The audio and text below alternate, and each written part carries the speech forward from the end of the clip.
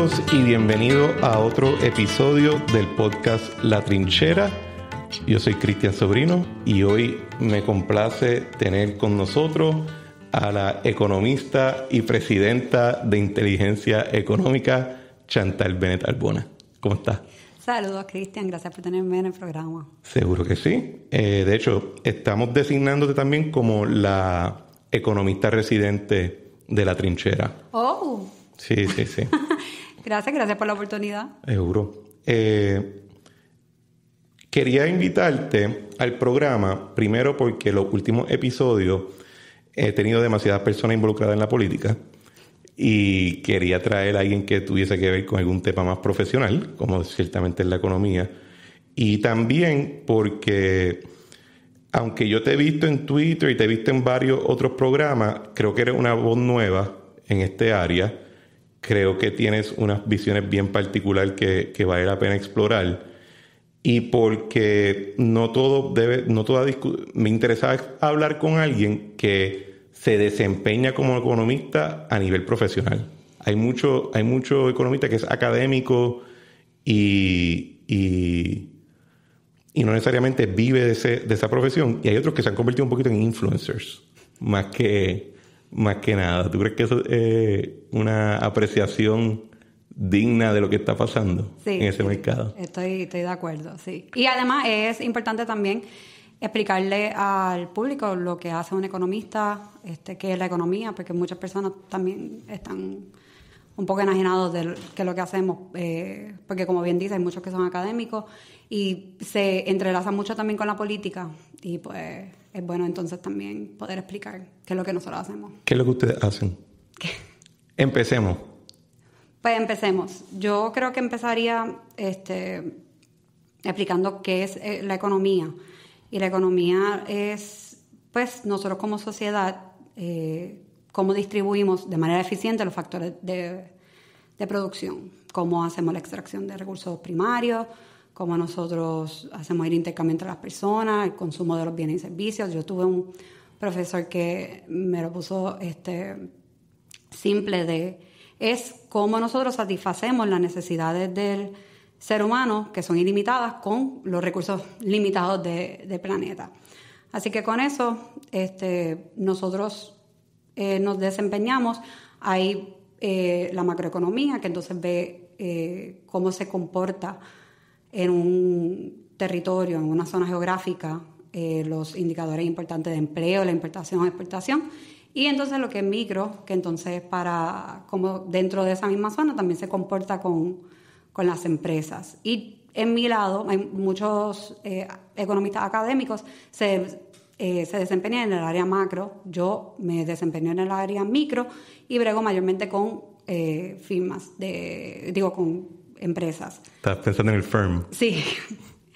Y nosotros hacemos muchos estudios de viabilidad, elasticidad, precio de demanda. Si usted es un empresario que quiere saber si subir precios le afecta a la demanda de su producto, pues nosotros hacemos ese tipo de análisis. Y cuando dijiste ahorita, de mi lado, se dedica mucho a macroeconomía, pero ¿a qué lado te refieres? Que muchos economistas manejan el área macroeconómica cuando están en la academia. Yo, al estar en una firma de economía, me dedico más a la micro y voy directamente con las empresas.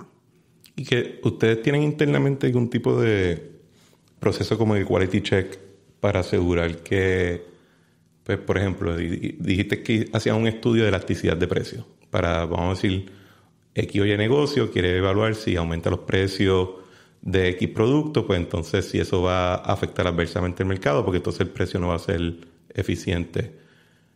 Cuando ustedes hacen ese análisis, ¿ya ustedes tienen una metodología o cada persona en la compañía tiene su propio libro y entonces lo somete a otra persona para que lo evalúe? ¿Cómo es ese proceso? Sí. En mi firma, no. Nosotros somos una firma pequeña. Nosotros somos como 5 o 6 economistas los que trabajamos. Y como te estaba mencionando anteriormente, nosotros también nos hemos movido más al análisis de datos, pero seguimos haciendo análisis económico. Y cuando nos llegan proyectos lo trabajamos todos. Sí nos asignamos a lo mejor uno de los economistas más tiempo en un proyecto, pero usualmente todos tenemos un input. O sea, que queremos que... Si me estás preguntando por el quality check de lo que sale de un estudio, son varios ojos los que lo leen, o sea que sí, tratamos de que salga todo. Pero los clientes tienen sus necesidades particulares, o sea que ningún estudio va a ser uno igual al otro, o sea que... Yo una vez tuve, ya antes, cuando estaba en empresa privada, te pregunto porque llevamos a cabo un experimento, no con ustedes, con uno de sus competidores, que no voy a decir cuál es. Y esencialmente el experimento era, vamos a hacerle la misma pregunta, pero comunicar que esperamos un resultado diferente cada vez. Y como que montamos 2 compañías paralelas. Y el resultado varía dramáticamente dependiendo de cuál era la expectativa que yo le comunicaba o que la persona le comunicaba a esa firma. Y ahí me puse un poquito, no diría pesimista, me puse un poquito cínico con algunos de los personajes que se han convertido en más influencers del tema, definitivamente. Pues no, ¿verdad? No sabía que firmas pudiesen escoger cómo manejar los datos para poder dar resultados, porque la realidad es que 2 más 2 da 4, no importa quién lo pida. O sea, que... En la economía sí, porque yo soy amigo de Heriberto Martínez. Entonces yo entraba mucho con él en discusión de que la economía no es 2 más 2 más 4, es 2 más 2 igual a 4, pero puede ser 5 dependiendo del día. Sí, por eso, porque uno dice 2 más 2 es 4 y vas a tener personas que dicen, bueno, pero los datos son los datos y 2 más 2 da 4. Sí, pero la interpretación... Sí. No sabía. Sí, datos son los datos. Pues, me retracto. Los datos son 2 más 2 es 4. Pero la realidad es que, bueno, pero si yo estoy buscando 2 más 2 es 4 o estoy buscando 2 por 2 también me da 4. ¿Y cuál es ese 4 que yo estoy buscando? ¿Quién analiza ese 4 que estamos dando? El ejemplo que más utilizo es, por ejemplo, la tasa de desempleo. Que hemos tenido clientes, bueno, la tasa de desempleo está en, no sé, 3%, sí, pero hay un contexto detrás de cada dato que se tiene que dar. ¿Por qué está en 3%? Vamos a hablar también de la tasa de participación, vamos a hablar del empleo formal, del empleo informal. O sea, que decir que la tasa de desempleo está bajita es relativo y sigue siendo un dato que está correcto, pero necesita un contexto, un análisis detrás de él para que sea en realidad lo que estás diciendo correcto.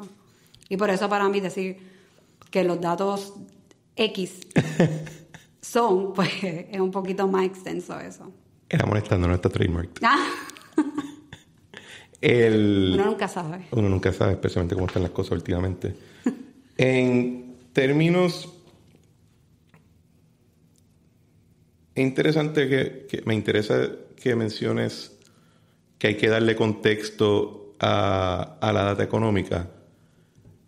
En tu apreciación de lo que es la discusión pública en temas económicos, no estoy hablando de fiscales solamente, porque de verdad no quiero que se enfoque solamente en temas del gobierno y eso. Ese contexto se está dando cuando se discuten estos temas en público, cuando se discuten en las noticias, cuando se discuten en programas. Y estoy hablando en Puerto Rico particularmente. ¿Cuál sería como que si tú te sientas en el trono, ¿verdad? Y eres dictadora por 15 minutos, ¿cuál sería tu crítica o tu observación? Pues por el lado público, daría la crítica de que siento que mucha legislación que se hace en Puerto Rico no está atada a datos económicos. Están enajenados de la realidad o si los tienen no están atados al contexto que estábamos hablando.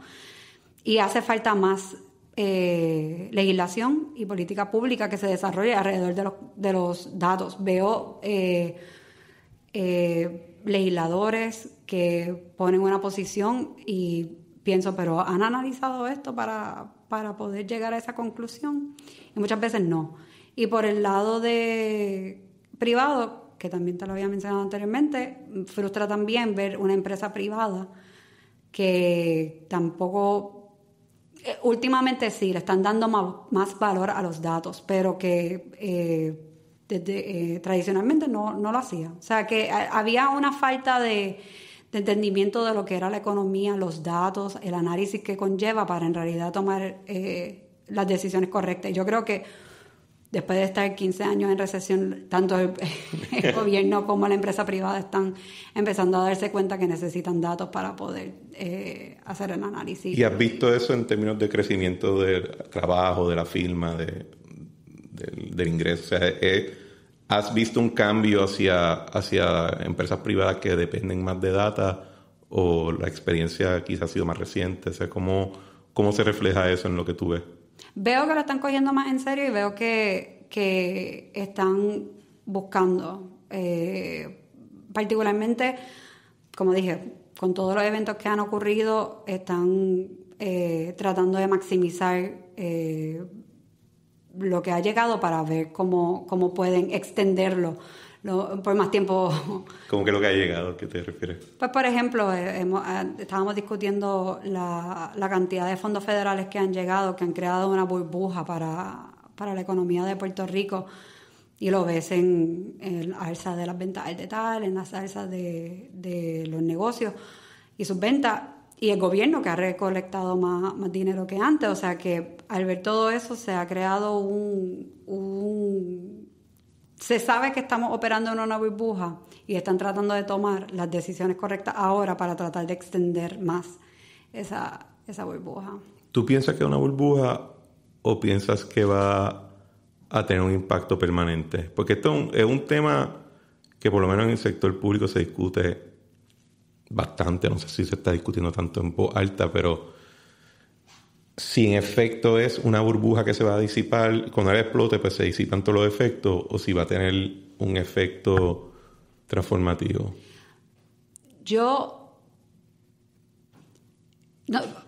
Voy a dar un poquito más de contexto. Puerto Rico lleva en una recesión económica desde el 2006 y yo tenía 18 años en ese momento. O sea que yo empecé a estudiar economía en plena recesión. Y te decían que ya mismo se acaba. Sí, por eso. Era una tendencia que seguía, y cuando me gradué y encontré trabajo como economista, muchos clientes preguntando eso. ¿Esto qué está ocurriendo? ¿Cuándo se va a normalizar? Dale 1 o 2 años más y vamos a regresar como antes. No, dale 2 o 3 años más. Y llega el 2014 con la degradación, 2015, 2016 con promesa, 2017, 18. O sea que entonces ves que no es algo que es temporero. ¿Ves? Algo que es the new normal, estar operando bajo crisis. Y no es the new normal operar bajo crisis, pero regresar a los tiempos de antes de Puerto Rico, previo al 2006, no va a ser. O sea, que aquellas personas que se sentían, vamos a regresar a como nosotros nos comportábamos previo al 2006, no es la realidad. Cualquier tipo de crecimiento, desarrollo económico que va a haber ahora es nuevo. Igual lo mismo de la pandemia. La pandemia ha creado una nueva economía. Así que cualquier cosa de ahora en adelante es todo nuevo. Se acostumbran a administrar en crisis y ese es el new norm. Si estás siempre operando en crisis, no es crisis, ¿verdad? Es simplemente el baseline nuevo. Cuando dices que hay un desarrollo económico nuevo, ¿a qué te refieres? ¿Que simplemente las circunstancias cambiaron? ¿Que industria nueva? ¿Que simplemente deberíamos hacer eso? Quizás un borrón y cuenta nueva, decir, mira, los 90 estuvieron bien cool. A principios de los 2000 también. Las películas estuvieron bien chéveres. Sí, teníamos CD, grabábamos en ellos, pero pues ya estamos en otra época y tenemos que quizás poner tirar la raya de donde empieza el cero y después mirar hacia arriba. ¿A eso es lo que te refieres? Sí. Déjame ver cómo nosotros, lo más que se necesita ahora es como un plan de país para largo plazo, para ver cuál va a ser nuestro nuevo desarrollo económico. Nosotros teníamos la 936, que ahí fue que llegaron todas estas manufactureras, se establecieron en Puerto Rico. Manufactura fue el motor de Puerto Rico, todavía lo sigue siendo, representa 47% del GDP en Puerto Rico.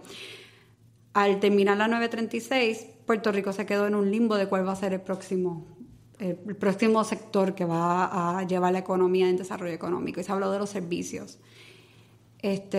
Pero vemos que, ¿verdad? Y puede ser por los diferentes eventos que han ocurrido, pero no vemos un sector de servicios que esté creando desarrollo económico. que es diferente a crecimiento económico, porque si me pueden decir, bueno, pero ahora mismo cuando yo...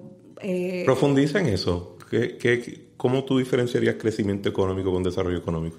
Pues crecimiento económico, por ejemplo, la economía después de María cayó un 4.2% y el año después aumentó un 3.9%. Y van a decir, bueno, pues hubo crecimiento económico, sí, pero ¿cuánto de eso en realidad fue desarrollo económico a largo plazo? ¿Cuánto de eso en verdad nosotros vamos a tener que sea un motor para volver a traer a las personas que se fueron, con las personas que mejoren sus salarios de manera orgánica? O sea que el crecimiento económico, ver aumento en las ventas al detalle, ver aumento la venta de carros, récord que fue en el 2021, eso sí genera economía, pero no es un desarrollo económico en el cual nosotros como país deberíamos ahora mismo no hay ningún plan que nosotros digamos a largo plazo este va a ser el nuevo Puerto Rico. Pero no y entiendo yo que estamos en momento de hacerlo. O sea, Puerto Rico en los últimos desde 10 años, desde el 2008 para acá, con los fondos ARRA que recibió, han sido más de 36,000 millones, 44,000 millones, 40,000 millones que ha recibido. ¿Hasta ahora? Hasta ahora, desde el 2008 hasta ahora, y sin mencionar, después de María fueron como 16,000, 18,000 millones, y ahora con COVID también. Y el dinero que nosotros ahora se nos va a asignar bajo el plan de infraestructura de Estados Unidos, que creo que son como 2,000 millones adicionales, más todos los 1,000 millones adicionales que vienen por los fondos CDBG. O sea que hay dinero para poder manejar la situación en Puerto Rico de desarrollo, o sea, crear una situación en Puerto Rico que sea la base para que haya desarrollo económico a largo plazo. Y desarrollo económico a largo plazo, entendí la parte de crecimiento económico, pero la de desarrollo económico como tal, porque para mí hay un elemento moral dentro de eso, ¿verdad? En el sentido de que no necesariamente crecimiento económico de por sí involucra que todos los aspectos de la persona florezcan.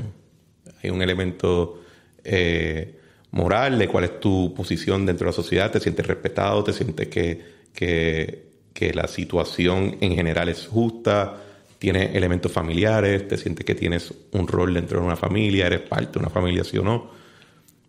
Eso no lo calculo, y yo estaba pensando, por ejemplo, que si no me equivoco, ahora mismo la tasa de participación laboral en Puerto Rico está lo más alta, incluso hasta más alta que cuando María, que todo el mundo todas estas compañías contrataron a todo el mundo. Creo que es la más alta desde el 2011-2010.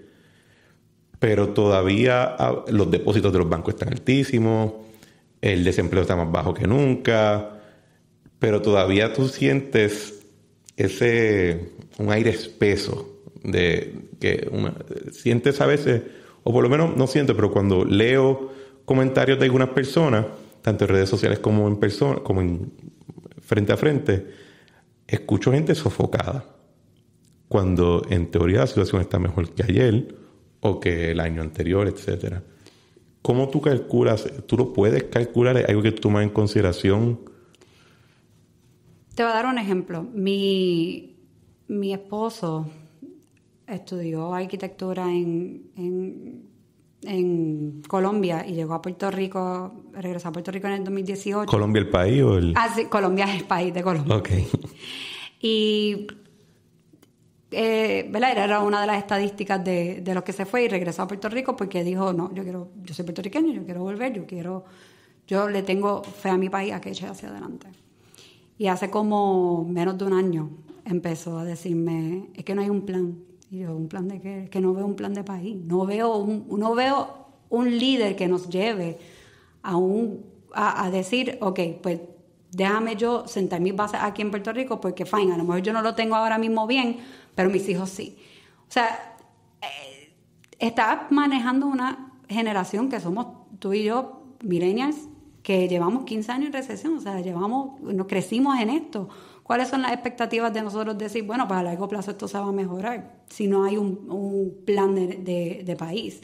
Y nosotros también vemos la clase política que se supone que sea la que nosotros escogimos para que nos den ese plan de país, entre ellos peleando que en realidad le desmoraliza al pueblo para poder entonces, y no solamente uno como ciudadano, pero uno como empresario, empezar también a invertir en un país en donde no vea un plan. Es en eso desmoralizador, pero yo sí pienso que nosotros como cultura, y voy a usar una palabra que está trillada, usada, pero hemos sido resilientes. La dije. Hemos podido, nosotros hemos podido, porque mira que no han sido años fáciles. Una recesión económica, añádele María, una junta, todo lo que hemos visto, y como quiera, los puertorriqueños seguimos hacia adelante. Fíjate, te quería traer unos temas antes que este tema de los planes económicos, pero tú lo traíste, así que yo creo que mejor lo seguimos.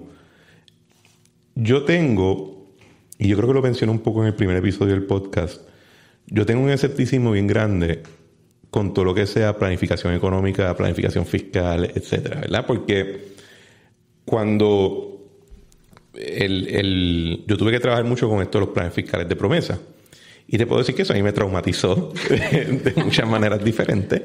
Entre ellas, la experiencia de haber trabajado, y no fueron años, ¿verdad? Fueron unos cuantos meses, pero haber trabajado en el plan fiscal que yo tuve que diseñar con mi equipo, que era el BGF, entonces ver los compañeros en ese momento en AFAF haciendo el plan fiscal del gobierno central, viendo los de energía eléctrica, están haciendo todos estos planes.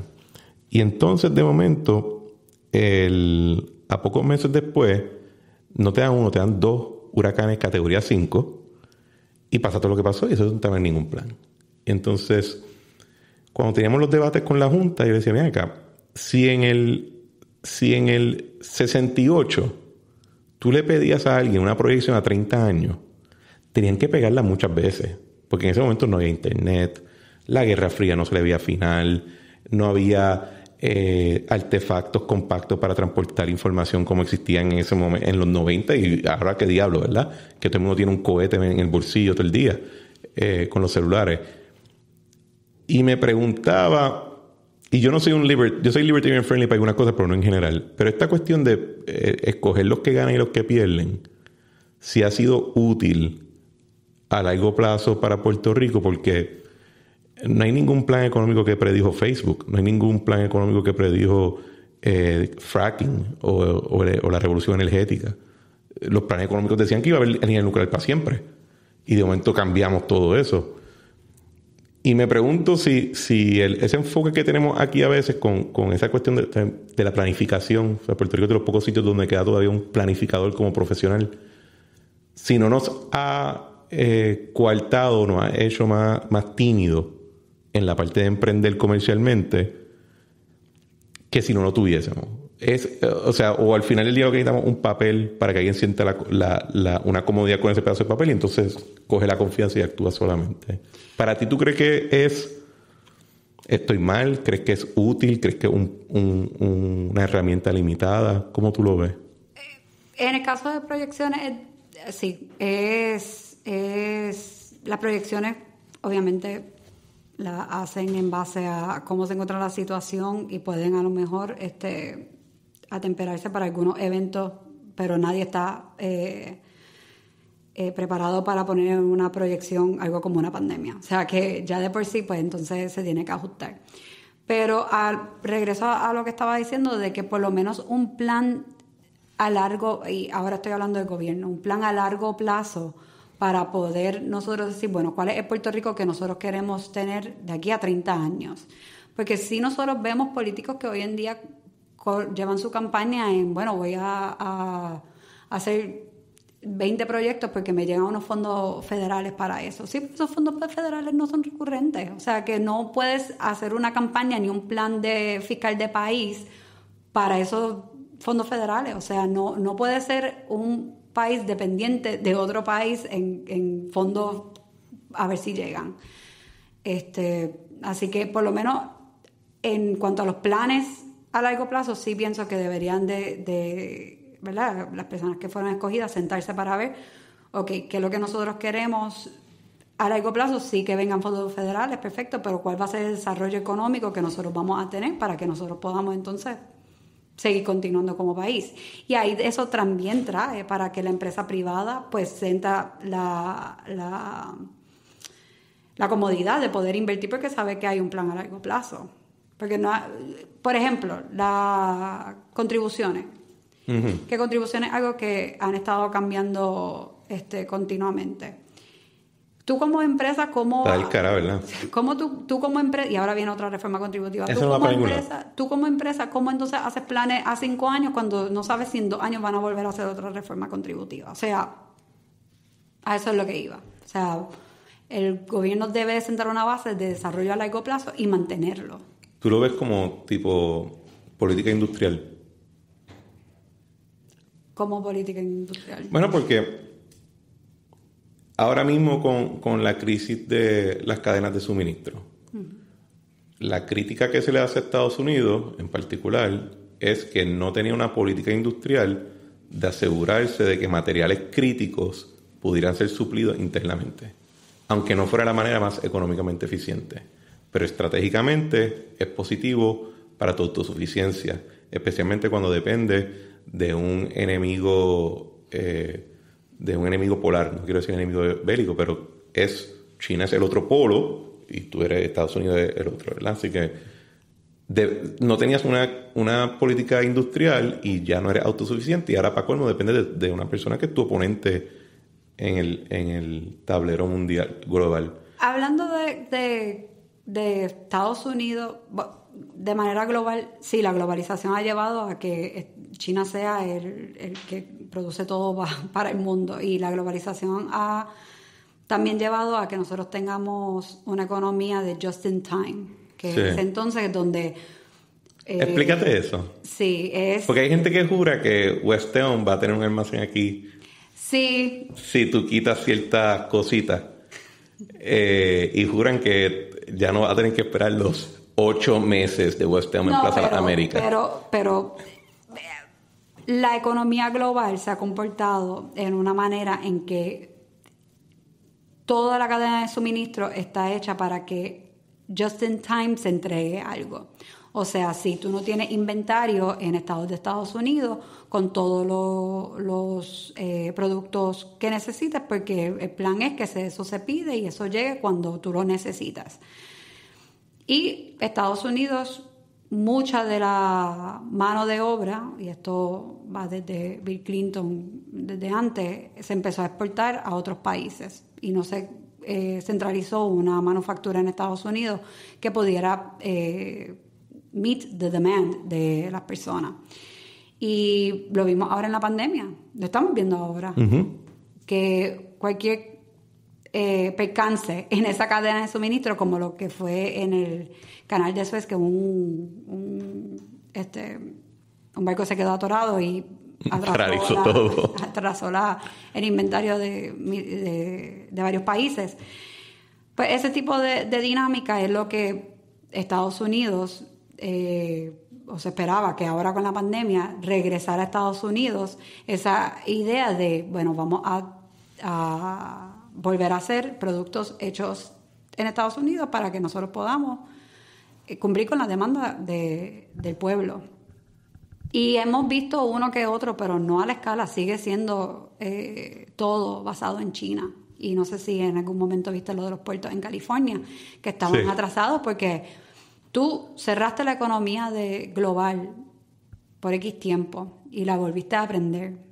Y eso pues tuvo un impacto en la cadena de suministro. Y ahora la volviste a aprender en donde sitios clave como Europa, que no a la mayor parte de su población le continuó pagando, y Estados Unidos, que dio los estímulos económicos. O sea, que es una población que también tiene capital para ir a hacer la demanda. O sea que, viendo eso, pues es una situación. En el caso de Puerto Rico, pues nosotros no hacemos relaciones internacionales y muchos de nuestros productos pues dependen de esa cadena de suministro, particularmente de un solo puerto en Estados Unidos, del puerto de Jacksonville, a que lleguen a tiempo. O sea que sí, Sí hay, me diste el ejemplo de West Elm, de que si quitan aquí algunos impuestos en inventario, no es que mañana van a tener ahí un almacén lleno de productos, pero sí debería de achicar ese tiempo de espera o ese tiempo de poder entregarle a las personas los productos que necesitan.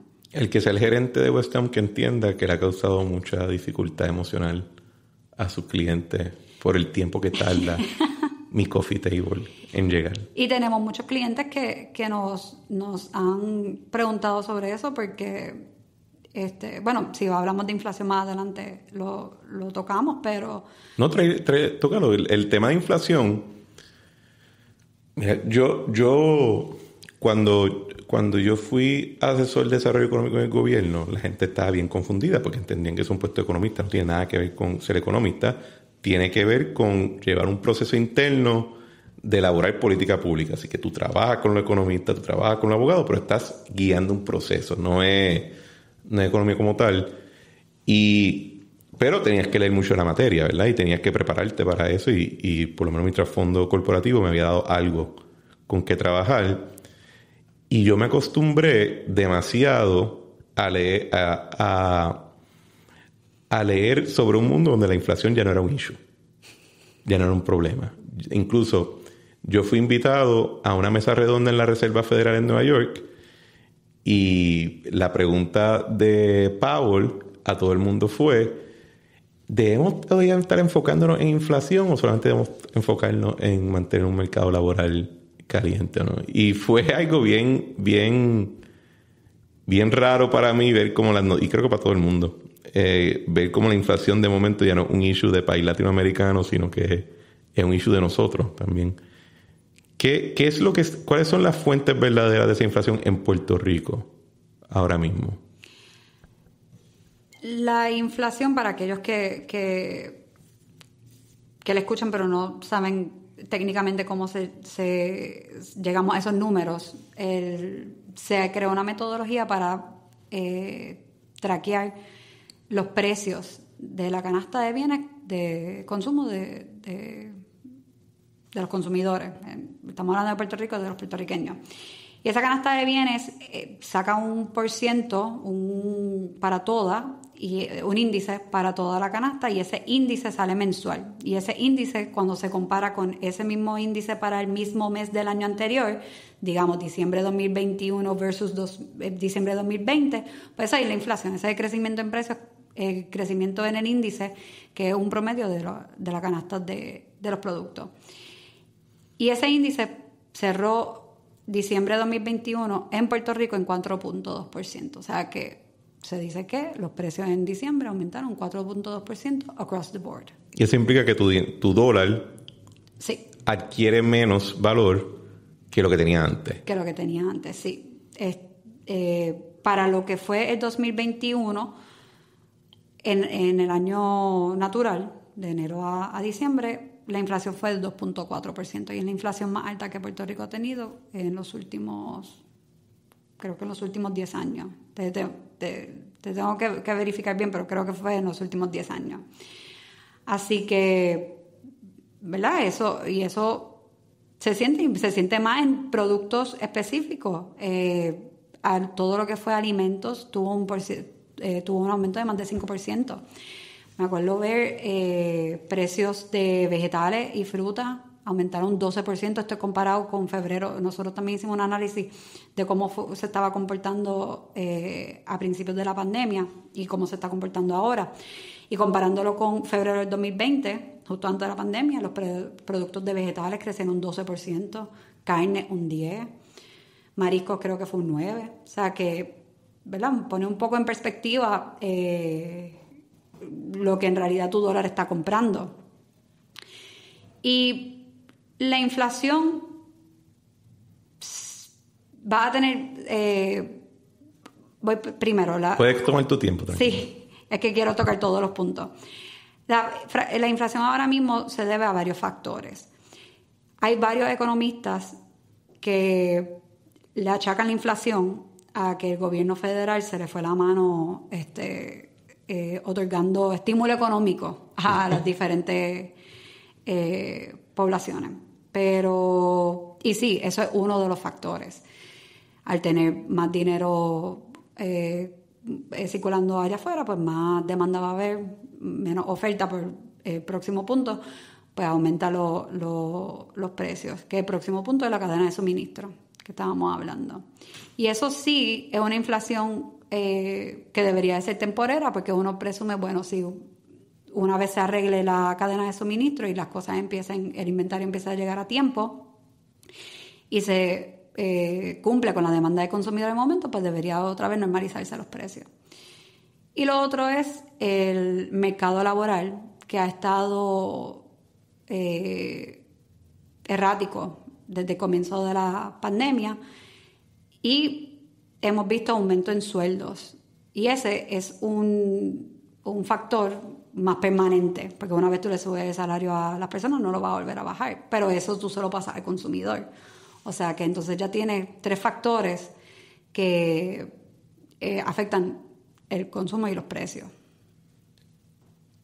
¿Y esos factores son locales? ¿Hay algunos, o sea, las causas de esa inflación, incluye algún factor local o son todos porque simplemente el efecto de la cadena de suministro, de la política monetaria de Estados Unidos? Sí. O sea, ¿esto es algo que nos está pasando o hay un elemento que nosotros mismos hemos causado? Puerto Rico, ¿verdad?, no tener política monetaria, no imprimir su moneda, está subyugada entonces a la política monetaria de otro país. Y ahora, como estamos viendo también... Su propio país. Bueno. Perdón, es que tengo audiencia que no me lo va a perdonar, okay, si te la dejo pasar. Pues Estados Unidos está pasando lo mismo, tiene una inflación de 7% en el mes de diciembre, inflación récord en los últimos 40 años, y el FED también mandó a subir las tasas de interés. Y entonces ahí ya dijo que este año le iba a subir 4 veces, así que eso es para tratar de tranquilizar la inflación, tratar de reel it in. Pero, ¿verdad? Esto sí que es algo nuevo.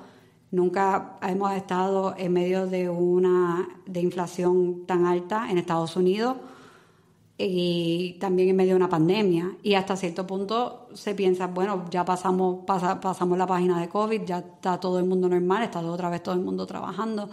Y ahora estamos entonces para volver a subir la tasa de interés, pero todavía, en el caso de Estados Unidos, hay muchas personas que hace poco salió una encuesta de cómo se encuentran su situación económica versus antes de la pandemia, y como el 60% dijo que estaban peor económicamente. O sea que el impacto que va a tener el aumento de las tasas de interés en Estados Unidos va a ser interesante ver cómo se va a desenvolver. Y yo creo que el FED lo sabe porque iba a ser uno de los primeros aumentos en estos días y decidió esperar y lo empujó entonces para el mes de marzo.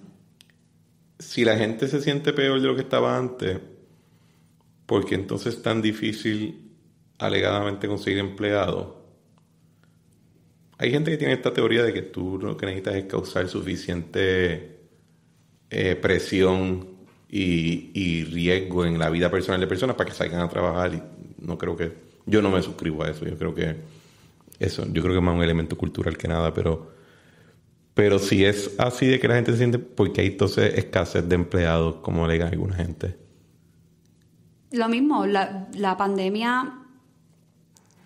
O sea, porque es bien raro el que alguien argumente, es que simplemente están sentados en el sofá, saben que están esbaratados y dicen, pues Chávez, me quedo aquí. O sea, eso no es racional, ¿verdad? Así que, ¿qué es lo que causa que haya esa escasez de trabajo si la gente se siente peor económicamente? No quiero usar la pandemia como mi punta de la lanza para todos los argumentos, pero es que hay un antes y un después de la pandemia. Y la pandemia también puso en perspectiva a muchas personas su relación laboral. Yo creo que personas que trabajan en sectores en donde se dieron cuenta que de un día para otro either perdieron el empleo sin tener jefes que les temblara la mano en botarlos, y otros empleadores que no les importaba la salud de su empleado y vengan a trabajar en medio de una pandemia. Yo creo que eso también puso en perspectiva a muchos empleados a que dijeran, yo me voy a cuestionar dónde trabajo y cómo trabajo y por qué voy a trabajar. Y también, por otro lado, la presión gubernamental de cierren y abran a muchos empresarios también los sofocaron. ¿Cómo entonces yo cumplo con los requisitos, cumplo con mis empleados, cumplo con mi clientela, todo al mismo tiempo? O sea que también ha sido una situación difícil, y dentro de eso es un nuevo ambiente entonces para los empleados, y lo estamos viendo en Estados Unidos con la Great Resignation, no solamente de personas que se están cuestionando por cuánto van a trabajar, sino que también una gran parte de ellos son personas que adelantaron su retiro. Y yo voy a dar el ejemplo de mi mamá. Mi mamá tiene 70 y pico de años, 71, me mata.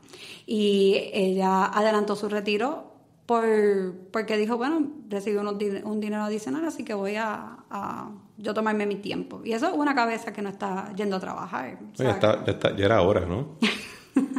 Yo quisiera que mi papá se retirara. Sí. Pero esa dinámica... ¿Y la dinámica de trabajar desde la casa? ¿Tú tuviste que estar trabajando desde la casa, me imagino, en algún momento, ¿verdad? Sí, nosotros... Yo soy de las afortunadas que me pude dar el lujo de trabajar desde mi casa, y por un bastante periodo, y yo tenía una nena chiquita, o sea que también pude disfrutar de ella, pero yo reconozco que mi caso no es la gran parte de los puertorriqueños que están ahí afuera. Yo odiaba trabajar desde casa. Lo encuentro bien frustrante. El no salir de la casa, la cuestión esta de estar siempre en ropa casual, uno pierde hasta sentido del tiempo a veces, porque bajas la cortina y no te das cuenta que las horas han pasado y sigues ahí trabajando, fue la primera vez como profesional que me sentí medio como hámster en la rueda, y me afectó, y yo creo que muchas personas se han sentido igual, quizás también de esa manera, que dice, espera, ¿para qué yo me estoy aquí matando? Estoy en la casa y de momento te hace el switch, te apaga el enchufe, te desenchufa de la oficina, y de momento tú ves que estás quizás llevando a cabo labores que no te motivan, simplemente por el cambio de escenario. En mi casa mi esposo puede trabajar desde la casa tranquilo. Eso a él en ningún momento lo molestó. En mi caso yo soy un poco más como tú. A mí me gusta salir, hablar, interactuar con mis compañeros. O sea que yo estaba ready para volver a la oficina. Pero el punto es que la dinámica debe de ser... esa dinámica de trabajos ha sido ahora un factor importante para que las personas decidan si quieren trabajar o no en ciertos sitios. Hay sitios que dijeron, no, mi dinámica de empleo es todo work from home, y hay gente que dice, no, pues yo prefiero estar presencial, o al revés, no, tienes que regresar a la oficina, y muchos dijeron, no, pues yo renuncio y me busco un trabajo entonces que sea más apto para mis necesidades. O sea que hay muchos factores para los empleados ahora decir, bueno, pues voy a trabajar aquí o no, porque como hay tantas plazas abiertas ahora, pues, y también entre el 2019 y el 2020 hubo un aumento en los salarios de 3%, y se espera que entre el 2020 y 2021 sea... ¿En Puerto Rico? Ahora estoy hablando de Puerto Rico, sí. Y se espera que entre el 2020 y 2021 suba a 3.64%. O sea que... Y eso estoy hablando across the board. Y eso es sin contar ya el aumento de salario mínimo que se estaba hablando. O sea que... Eso es por encima del salario mínimo. Esto es... Sí. Esto es el momento... Es un mercado para los empleados. O sea, para que se muevan. Pidan más chavos, es el mensaje. Mejores beneficios. Este es el momento de negociar con su patrono. Muy bien. Hay otro tema que ha estado bastante caliente últimamente. Y rápido, porque también quiero tomar en consideración que cuando hablamos de Estados Unidos, nuestro país. Ok, Cristian. Cuando hablamos de Estados Unidos, allá se da más el lujo de moverse también de empleo por la facilidad que hay en... pues mudarse de estado a estado, mientras que aquí en Puerto Rico, que también lo había previa a María, muchas personas que se estaban yendo porque le pagaban más en Estados Unidos, que es una de las razones de por qué nosotros tuvimos una pérdida poblacional de 600,000 personas en 10 años. También le puso presión a los empleados, a los patronos, a que tomaran eso en consideración ahora para poder retener empleados. Porque tienen miedo que ahora que normalicen la situación vuelvan a empacar, y salir. A irse. Sí, porque si suben allá y no suben aquí, pues, ¿verdad? Tengo que también ser competitivo. Y el ambiente no es el mismo de un patrono en Puerto Rico que un patrono en Estados Unidos, pero sí, se han visto que también tienen que competir con los salarios en Estados Unidos. El número en términos de pérdida poblacional que sufrió Puerto Rico desde que comenzó esa ola de éxodo, que a mí me para los pelos siempre, el número de niños menores de 5 años. En el 2017 me acuerdo que el número era que se había reducido la población menor de 5 años por 45%. Y eso es traumático para cualquier sociedad. Déjame ver, nosotros... Para el que tenga pregunta, Chantal tiene es la única persona que le permite tener un dispositivo y es porque tiene todos sus datos en... Sí, me gusta traerte los números correctos. Y si no los tengo, te los hago llegar. La población menor de 18 años en el 2010 representaba casi el 25% de la población y hoy en día representa menos del 18%. O sea que tú tienes una pérdida poblacional de edades cruciales que se están yendo. Y no solamente yendo, que no están naciendo. Puerto Rico tiene la tasa de fertilidad más baja en el mundo, de natalidad más baja en el mundo. Y la población de sobre 65, que era 14% en el 2010, subió a 21% en el 2020. La mediana de edad, 32 años. En el 2010, 42.8 en el 2020. Estados Unidos también subió de 32 a 36, pero Puerto Rico fue de 32 a 42. O sea, es scary ver esos números porque ¿cuál es la población que nosotros estamos dejando atrás? Y eso también el gobierno lo tiene que saber y también la empresa privada tiene que saber como un negocio cómo tú vas a manejar esa población. Yo pienso en las universidades. Las universidades. Y muchos estudiantes se están replanteando ¿qué voy a estudiar? Voy a estudiar un sistema donde no... Bueno, yo creo que los nenes debemos estudiar más tarde. En general. Que los niños deberían de estudiar más tarde. Los tarde. nenes, los varones, debemos estudiar más tarde en la vida. ¿Sí? Sí, pienso que hay un elemento de madurez que a nosotros nos da diferente que a las mujeres. Y probablemente le sacamos más... Yo tengo muchísimas amistades. Yo estudié literatura en universidad. Y siempre me gustaron los libros y yo me lo gocé, pero tengo muchas amistades que en universidad leerse una novela era un sufrimiento. O sea, y no lo estoy ni exagerando. Les dolía, se veía casi físicamente que les dolía leerse un libro para una clase y de momento, qué sé yo, como alrededor de los 30 años, yo tengo amistades que me empiezan a poner temas de libros. Y yo, estás leyendo. Y creo que las experiencias de vida les fomentaba esa curiosidad intelectual que siempre yo se la identificaba a mis amigas mucho más temprano. De hecho, mis clases de literatura casi todas eran nenas y en pocos hombres. A las mujeres se nos exige más desde más jóvenes. Y yo creo que en parte porque maduramos antes. Probablemente. Pero, es un buen tema porque también tenemos que replantearnos entonces cuál es la estructura de educación que queremos tener. Exigirle a personas a niños de 18 años entrar a universidad, después de ahí a un mercado laboral. ¿Cuál va a ser ese mercado laboral que van a tener? O sea que es también, regresamos entonces a lo que son los planes y todas estas reformas estructurales que se habla, que hay que hacer una reforma estructural, una reforma laboral, una reforma contributiva, sí, pero tiene que haber una coherencia entre todas esas reformas para saber entonces cómo vamos a plantearlo a la población. Tienen que hacer sentido entre ellas, o sea que ver la cantidad, por ejemplo, la cantidad de hogares de personas que reciben seguro social aumentó de 41% a 45%. Hogares que reciben... Estamos viejitos, ese es el resumen. Del programa de asistencia nutricional aumentó de 36.7 a 43.2. ¿En cuántos años fue eso? ¿En 10? En 10 años. De 37 a 42. Y eso no toma en consideración ahora esto de... ¿Eso se debe por un cambio de elegibilidad o simplemente porque más personas...? Tiene parte de cambio de elegibilidad, pero es más también los fondos que han llegado, la cantidad de población que también se ha ido. El perfil de inmigrante en un momento eran personas profesionales que se estaban yendo a Estados Unidos. Así que es ver cómo nos planteamos todas las reformas que el gobierno tiene que hacer, cómo las plantea para mantener la población aquí en Puerto Rico.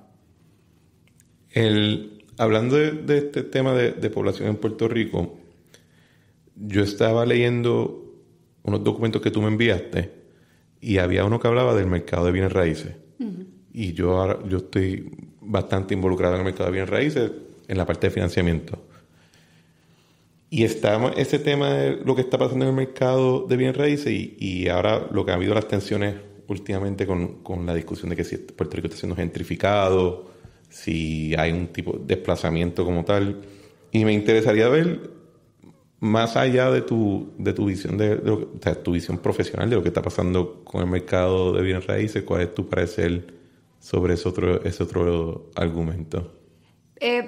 Sí, los famosos Ley 22 que han llegado, que entiendo, creo que me dieron los últimos números más recientes, eran aproximadamente 5,000 se han otorgado y hay en el pipeline como 4,000 adicionales que han solicitado.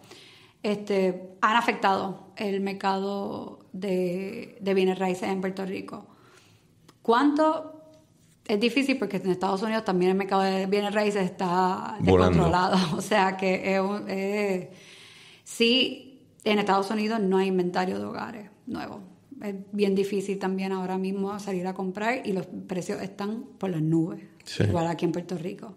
El 2021 fue un año récord en los últimos 10 años en ventas de hogares y los precios en unidades de vivienda fueron creo que 282,000 el precio promedio de hogar nuevo, que fue un aumento dramático del año fue anterior. El promedio del año pasado, o sea, 2021. 2021, sí. El promedio de propiedad nueva es 282,000.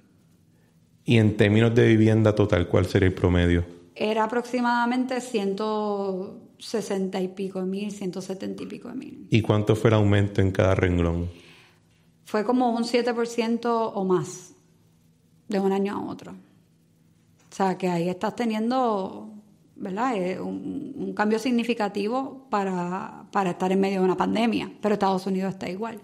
Y bueno, en la parte de financiamiento, ciertamente la fuente fueron la baja tasa de interés, que afecta cuánto hace la mensualidad, y el comprador de una casa en una hipoteca de 30 años típicamente está mirando cuál es su pago mensual, y eso es lo que rige todo. Versus los compradores de propiedades de lujo, que no necesariamente ese es el criterio, porque muchas veces hasta compran con un balloon. O sea, compran un préstamo que es fuera del mercado, no es de agencia ni nada. Pero más allá de ese elemento de las tasas de interés y también el efecto de haber tenido tanto cash en la calle, afecta también la capacidad de hacer pagos de pronto, remodelación, todo ese tipo de... Y que hubo muchas moratorias que se otorgaron. Hubo muchas moratorias, gracias a la ley que pasaron en Puerto Rico en particular, que fue una ley bien, bien diferente a lo que pasa en los otros estados. Ninguna otra ley fue como esa moratoria en ningún estado. No. ¿Tú ves que nos debe preocupar, tú entiendes que nos debe preocupar ese tipo de actividad en bienes raíces en Puerto Rico, siendo una isla limitada en espacio? Limitada en espacio. Esto ya es mío personal, sí con una perspectiva económica, de economista, pero es lo mío personal que la continua desarrollo de bienes raíces sin un plan no es positivo. Yo sí pienso que aquí mismo, en San Juan, estamos en Santurce ahora mismo. En Santurce hay locales para que se desarrollen edificios en la vía principal, en la Ponce de León, que están abandonados, que deberían de mejorarse. Esto es una discusión con mi esposo porque él es arquitecto y me dice, no es tan fácil. Y yo, bueno, pero... Pero no hay que tirar el concreto. Ajá, pero si están ahí ya los edificios construidos, un mapito de un plan urbano de dónde se van a establecer la escuela, los centros comunales, los supermercados, la interacción de cómo va a ser la ciudad, cómo nos vamos a mover. Y mi esposo no es tan fácil. Y no es que esté diciendo que el desarrollo de bienes raíces no se debe dar, pero en lo mío, en lo personal, pienso que se debería desarrollar en los sitios que ya están desarrollados, pero en las vías económicas, sí, obviamente, pues todo ese desarrollo trae trabajo, trae inversión de capital nuevo, trae movimiento en zonas locales en donde no lo había. Así que tiene el lado positivo de eso. Sí, estoy de acuerdo con que si yo soy escéptico de planificación económica, planificación de espacios es fantástico y lo hemos desaprovechado. Y hay mil razones. Y puede ir desde lo criminal hasta lo bruto, pero creo que pienso que nos hemos hecho un daño autoinfligido en no ser un poquito más estricto con cosas como el cobro de impuestos sobre bienes raíces que se dejan acumular en propiedades comerciales, nadie nunca lo ejecuta, el dejar que una propiedad se abandone, nadie lo declara estorbo público, nadie lo demuele, no pasa nada. Y entonces tiene el efecto también de que se convierte en algo feo, desmoraliza, desincentiva el tú invertirle al lado, porque si de qué vale tú invertirle 10 millones a un edificio si lo que vas a tener al lado es un hospitalillo y no estamos hablando ni de un lugar no es terreno ganado, no es invadido, simplemente es que literalmente está en el medio de la avenida de Santurce, la principal de Puerto Rico, y tiene ese tipo de dinámica. O sea, tú te paras en Ciudadela, en las escaleras, y tú miras hacia frente y tú tienes un edificio abandonado. Múltiples pisos. En pleno Santurce, al cruzar la calle de un desarrollo donde los apartamentos se están comenzando a alquilar a $8,000 al mes. Y eso no tiene explicación racional. En ningún otro lugar es así.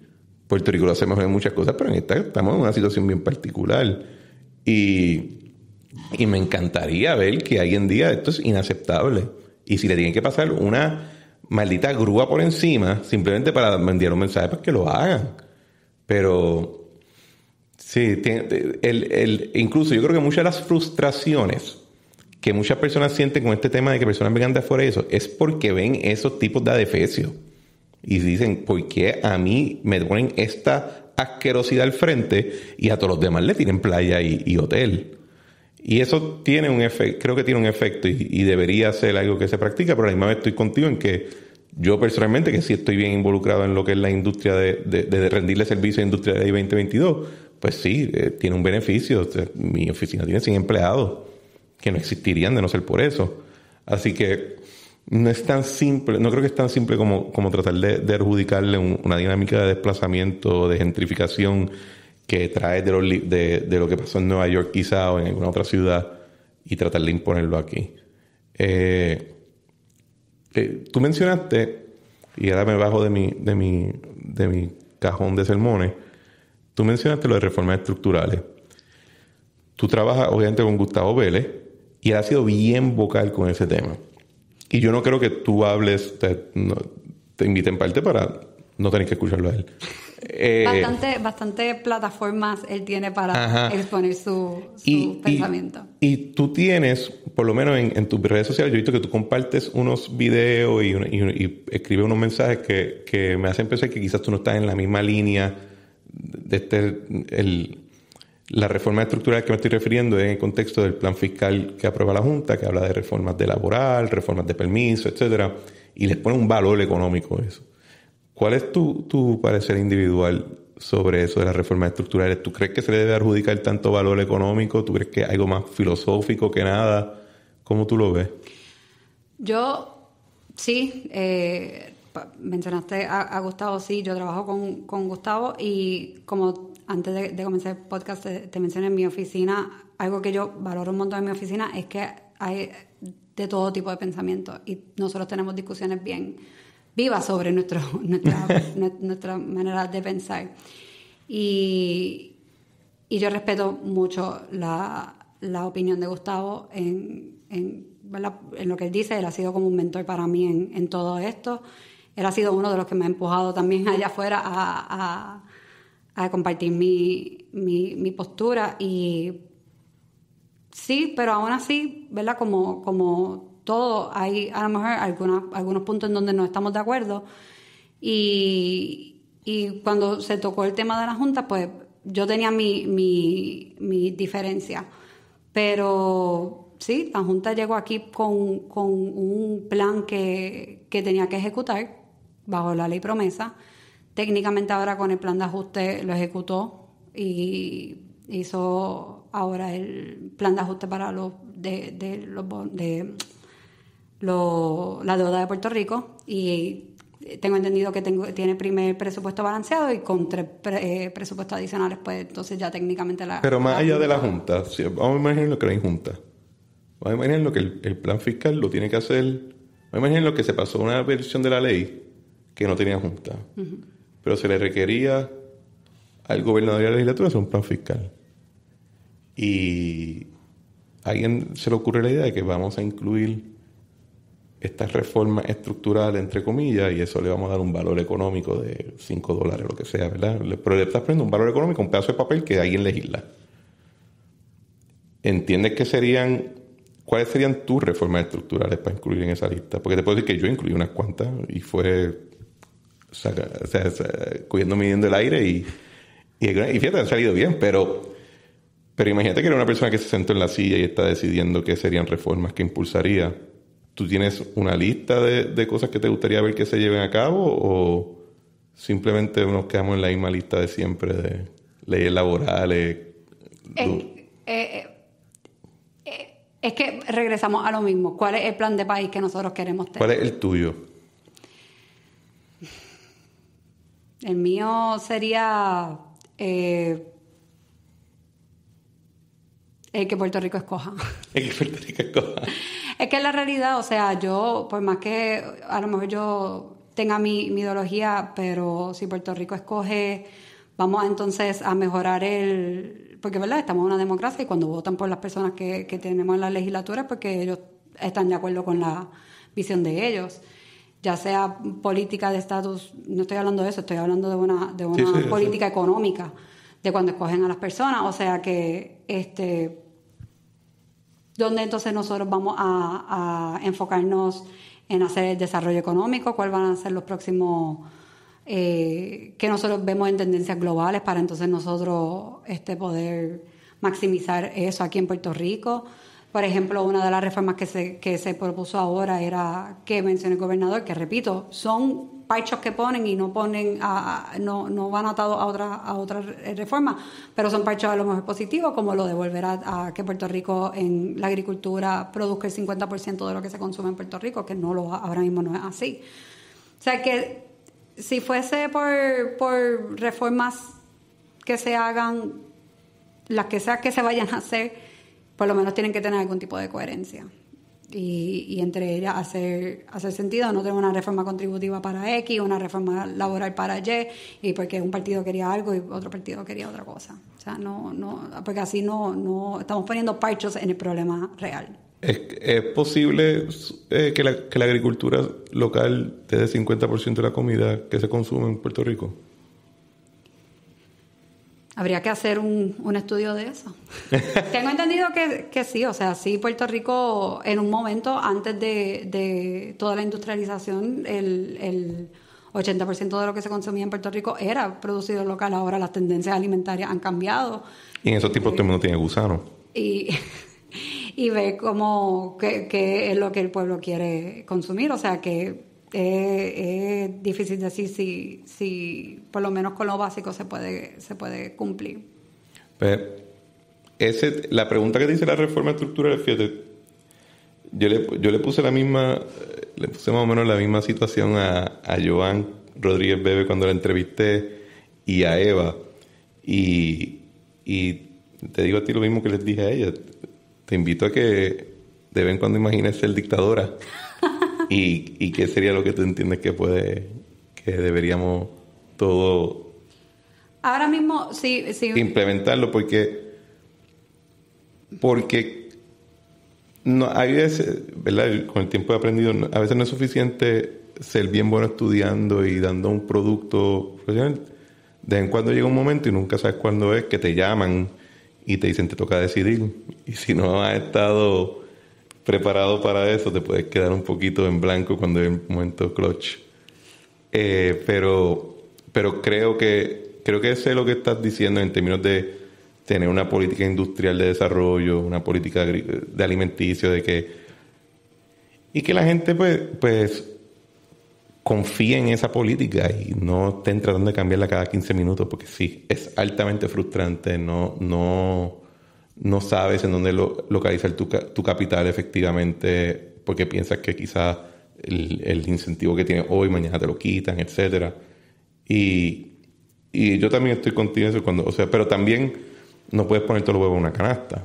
Cuando pasó lo de las 936, la gente menosprecia esto. El proyecto de manufactura de las 936 fue la acción colectiva, yo creo, más grande que ha hecho Puerto Rico en toda su historia. O sea, literalmente toda la sociedad, en todos los factores, se dirigió a manufactura. Y nos los quitaron en un día. Así que esa es la parte que todo el mundo tiene. O sea, uno debería considerar de no poner todos los huevos en una canasta, porque nunca sabes cuando un eslabón se rompe y tienes que tener redundancia para poder sobrevivirlo. Yo, rápido, mencionaste lo de la reforma. Yo ahora mismo, como tengo una chiquita que va... ¿Cuántos años tiene? Tiene 2 años. Así que ya ha vivido toda la pandemia. Y ella todo lo que ha visto es mascarillas. Qué rápido. Eso ha tenido un impacto inmenso en la población de esa edad, porque hay muchos niños, y la pediatra me lo ha mencionado, que hay muchos niños que se han atrasado en desarrollo del habla, porque ellos ven la manera en que uno mueve la boca, y al tener la mascarilla es más difícil reconocerla. Entonces, pues, ahora mismo para mí una de mis pasiones sería una reforma educativa. Para mí eso es importante. Y más cuando estamos viendo que la educación, tenemos menos población para servirle. Vimos la caída poblacional en personas menores de 18 años, pero también cuál es la educación que le vamos a dar. ¿Qué tipo de educación se le va a dar? Más allá de solamente la estructura de las escuelas, pero ¿cuál es esa educación? Así que para mí ahora mismo una reforma educativa es importante. Pero, repito, atado a todo lo demás. Lo demás que sea coherente. Porque ¿para qué voy a estudiar si una reforma laboral después me va a cambiar los muñequitos? Una reforma contributiva me va a cambiar después los muñequitos. O sea, es difícil. Sí. Pues Chantal, mil gracias por acceder a la invitación. Ya. Sí, bueno, es un día de semana. El tiempo pasó rápido. Ha sido un rato. Fue un gusto hablar contigo. Igual. Así que, Chantal, voy a invitarte de nuevo. Por favor, sígueme enviando los escritos tuyos. Están excelentes. Y a todo el mundo que en algún momento necesite algún tipo de apoyo económico, los invito a que contraten a Chantal, porque es muy buena en lo que hace y les va a hacer mucho dinero. Este ha sido otro episodio del podcast La Trinchera. Como siempre, les invito a suscribirse en Spotify, en Apple Podcasts, en Stitcher o en su plataforma favorita, y recomiéndenselo a sus amistades y hasta a la gente que les caiga mal. La música del podcast se llama Spirit of España, de Eric Harper, y el arte es de Claudia Rosario. Nos vemos la próxima semana.